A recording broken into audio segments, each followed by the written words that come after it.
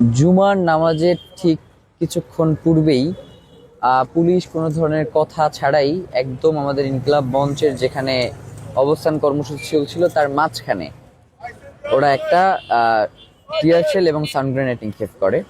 তো সাথে সাথে আমাদের 5 জন আহত হয়। তো এরপরেও আমরা চাচ্ছিলাম যাতে শান্তিপূর্ণভাবে পুরো প্রোগ্রামটাকে আমরা বাস্তবায়ন করতে পারি। তা আমরা বসেছিলাম, বলতেছিলাম যে এরপরে যদি আপনারা কেউ কোনোভাবে আক্রমণ করেন তাহলে কিন্তু এই শান্তিপূর্ণ পরিস্থিতি রাখা সম্ভব হবে না। এবং আমি এটা পোস্টও দিয়েছিলাম ফেসবুকে যে আমাদের 5 জন ভাই আহত হয়েছে জুমার নামাজের আগে।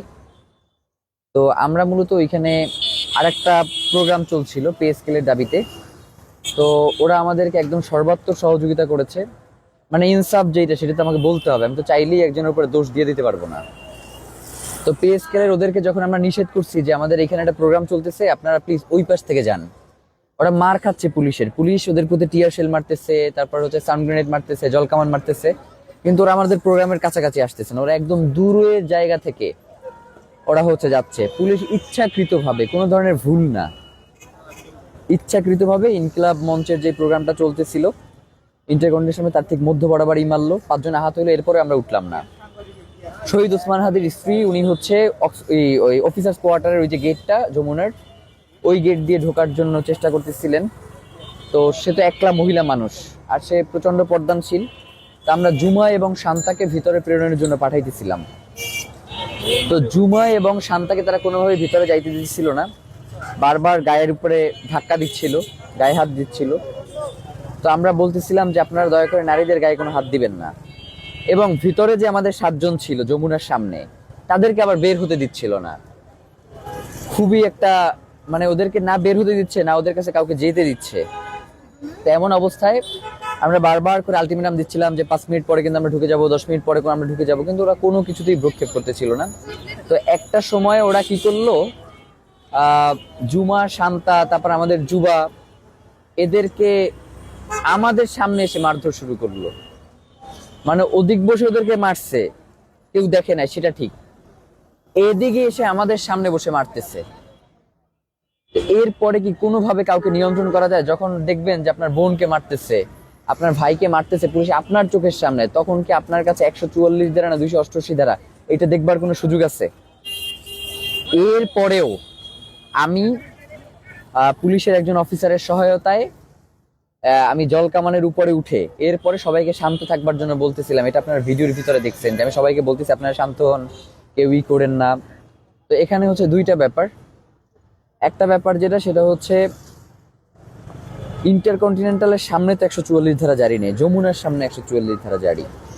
আবার শাহবাগে তো কোনো 144 ধারা ছিল না। তাইলে এই যে শতাধিক মানুষকে tear shell, sound grenade, rubber bullet নিক্ষেপ করে আহত করা হইলো, এর বিচারটা মানে হচ্ছে যাদের কাছে আমরা বারংবার বিচার নিয়ে যাওয়ার কথা, তারা যদি এই ধরনের কার্যক্রম ঘটায় এবং আইন শৃঙ্খলা রক্ষাকারী বাহিনী তারা পেশাদারিত্বের বাইরে গিয়ে তারা যদি এই ধরনের অতর্কিত হামলা চালায়, এবং আমাদের কাছে মনে হয়েছে যে জুলাইয়ের যেই পুলিশ যারা আমাদের ভাইদেরকে দিনে দুপুরে গুলি করে মেরেছে, বাসায় ঢুকে গুলি করেছে, গতকালকে সেই দৃশ্যটা আমরা দেখতে পেয়েছি। মসজিদের ভিতরে ঢুকে পুলিশ গুলি করেছে, গুলি বলতে হচ্ছে পুলিশ পিটিয়েছে।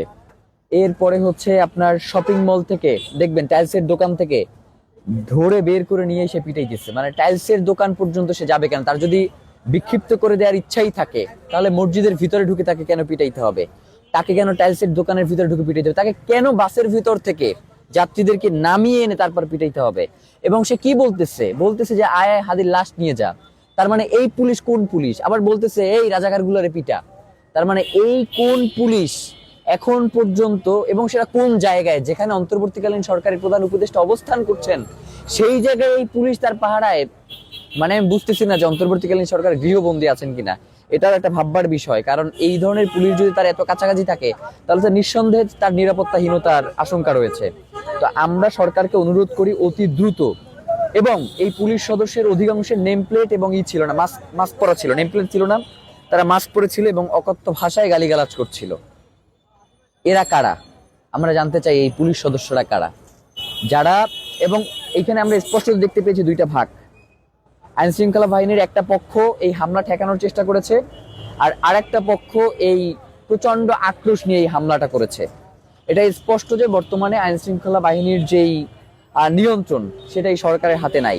তাহলে তো ঊর্ধ্বতন কর্তৃপক্ষের কথা হচ্ছে, যারা তার নিয়ন্ত্রণাধীন রয়েছেন তারা তো শোনার বার কথা, তারা বারংবার নিষেধ করতেছেন, এরপরও হামলা করতেছেন, ডিএমপি কমিশনার নিজে মারবার জন্য বলতেছেন। তো এই জিনিসগুলো তো আসলে ছোটখাটো বিষয় না। এই জিনিসগুলো আমাদের কাছে মনে হয়েছে যে আমাদের একটা শান্তিপূর্ণ আন্দোলনে হামলা করার মধ্য দিয়ে তারা মনে করেছে যে ইনকিলাব মঞ্চ বা শহীদ ওসমান হাদির প্রতি বাংলাদেশের জনগণের একটা সিম্পিথি রয়েছে, আর সেই জায়গায় তাদের উপরে যদি আক্রমণ করা হয় তাহলে বাংলাদেশের মানুষ বিক্ষোভে ফেটে পড়বে এবং নির্বাচনকে এই জায়গা থেকে একটা বাধাগ্রস্ত করবার একটা প্রচেষ্টা তারা করতে পারবে। আমাদের কাছে মনে হয় সেই জায়গা থেকে তারা হামলা করেছে। তো যার কারণে গতকাল হামলার পরবর্তী সময় থেকে জাস্ট এই ব্যান্ডেজ করবার পর থেকে আবার নির্বাচনের জন্য নেমে গিয়েছি, যে নির্বাচন 12 তারিখেই হইতে হবে এবং ইনসাফ এবং আজাদির পক্ষে যারা লড়বেন, যারা সৎ এবং যোগ্য, সে বিএনপির হোক, সে জামাতের হোক, সে অন্য যে কোনো দলের হতে পারে, আমরা অনুরোধ জানাই তাকে ভোট দিবেন এবং গণভোটে অবশ্যই আপনারা হ্যাঁ ভোট দিবেন। আর সবাইকে অসংখ্য ধন্যবাদ।